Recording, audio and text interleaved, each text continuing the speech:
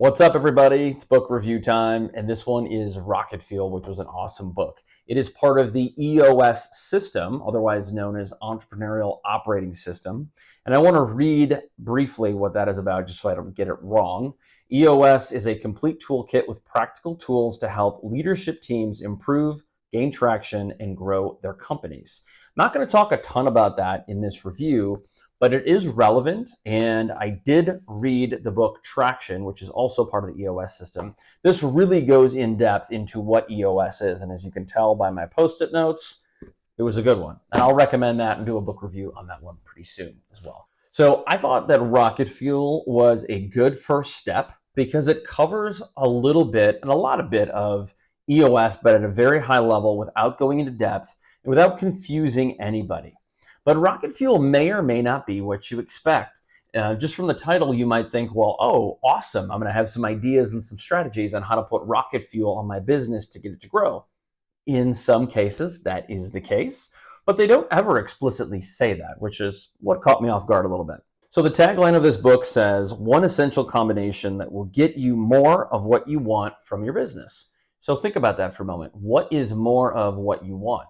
Well, I think for most of us as leaders, as sales professionals, as marketers, whatever it is you do, whether you're an owner or not, we want a few things. We want efficiency, we want productivity, we want more sales, we want a happy culture, we want safety, we want a great environment, obviously, and the list goes on and on.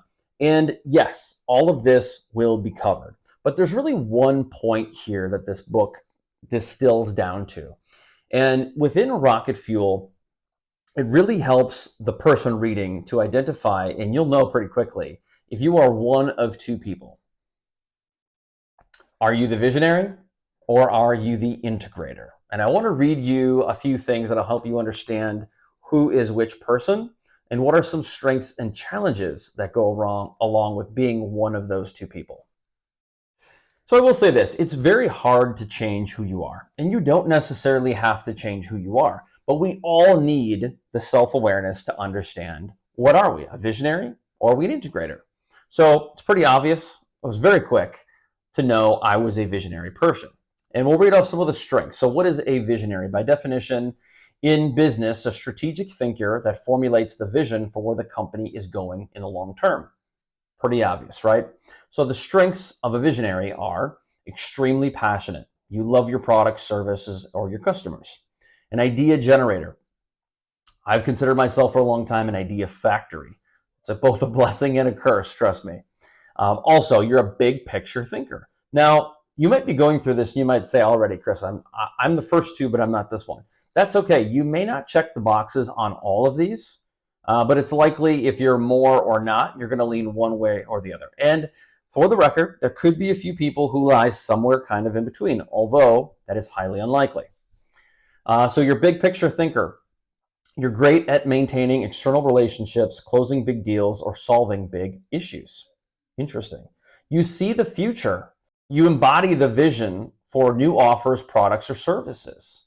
You're a hunter mentality. You're on the prowl for new ideas, opportunities, and solutions. You've always got something cooking, or you want to have something always cooking. Does that sound like you?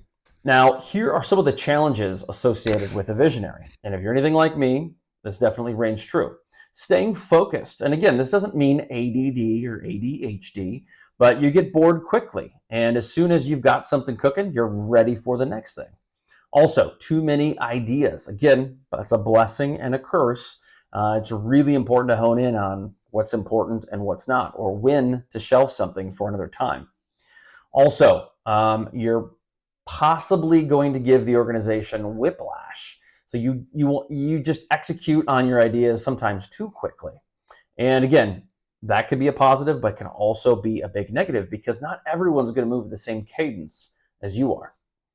Also, sweetening the deal. You have difficulty holding people accountable and operate in detail. So if you struggle with the details, now we all like to think we're detail oriented, but we're not all that way, trust me. And then you struggle developing talent. Well, obviously, if you struggle holding people accountable, it's going to be difficult to hold people accountable and develop that talent if you're a leader. And so a lot of that starts with improving yourself, no doubt. Number two, the integrator. So the integrator works to gain traction harmoniously, integrating the leadership team in a practical and healthy manner. For a visionary, the right integrator will be their most valuable asset. And that is one thing that I maybe didn't mention so far, is that any big company looking for scalability, looking for super growth, needs both a visionary and an integrator. That is where they work in tandem.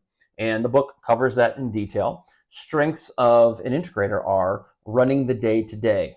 You excel at leadership management, holding people accountable. You're a harmonious operator. You integrate businesses' major operating functions, sales, marketing, operations, finance, and you do so harmoniously or cross-functionally. You're a steady force. You manage and execute projects well and with cadence and consistency. You execute on your vision, not just daily, weekly, monthly. You are a voice of reason, which again is not something we're all gifted with. You filter the visionary's ideas to remove obstacles for the leadership team. Challenges for the integrator: lack of appreciation. You are the unsung hero that does not get the praise and attention you probably deserve. You're pessimistic at times. Doesn't mean all the times, but you poke holes in ideas, which actually is a good thing. Every team needs this person. Discipline and accountability. You can hold leadership team accountable, have to make tough personnel decisions and deliver bad news. Going slow. You are pressured by the visionary to execute faster and have balance of new ideas. And then you're not Superman, but again, nobody is. You struggle to achieve everything you want to do when you want to do them. So I'm curious, as I've read through those challenges and strengths, which one sounds like you? Now, as the book goes on, it talks a lot about the relationship that is important to build upon, or how to find an integrator if you're a visionary, and vice versa. And believe me, that is very important, because as much as these two people can be similar, they typically are different, and they need to be a good yin to the yang to balance, and also be good for the leadership team and the culture of the company. So this is really, really phenomenal. There are a lot of great charts. There's a lot of great feedback in here for how to set up an org chart, how these two people work together, how to find the person, how to solve problems. There's so much, and it's all based around the scalability, getting structure and a foundation for your company. Because especially if you want to exit, you want to sell your company at some point, you need to have a healthy company, a healthy book. And so this will help you get there. There's also some really good high-level stuff on EOS toward the end of the book. And one of them to me was about meetings, level 10 meetings specifically, as they call them. And I found that to be very valuable. It was a huge takeaway for me. So I say that because so many companies fall into this death by meeting. And I specifically know people that work for major corporations and Fortune 500s. They're in meetings all day long, and it's very hard to be productive and get things done. And so they have a formula for how to run meetings efficiently and effectively, that they never should have to take very long. And it never takes over the set of time it was scheduled for. I don't want to give too much away here, because I think within the EOS formula, there is so much value to learn. Even if you're not going to go fully all in on EOS, this is a really great book, especially for a leadership team. A couple things I enjoyed about the book is it's not super long. It's relatively easy read. There are a lot of great stories. So instead of just telling you what to do or talking at you, it is fairly engaging. Everything in here is very practical, and it doesn't take a lot of time, effort, or money to get to do these things. And I also think too, if you were to go to your company or your leadership team and say, hey, I want to bring this, I want to do this, I think you could get some buy-in relatively easy. So I'm going to give this book I'm going to give it a 5 out of 5, because if you are really stuck, if you're considering something, some kind of change, and you are looking for traction, no pun intended, I think that the EOS system is going to be a great option for you. Now, again, there are more books than just these two in the EOS system.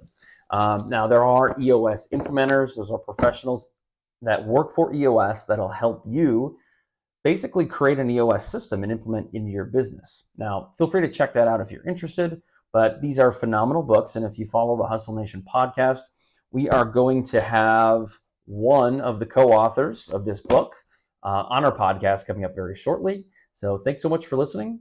See you soon.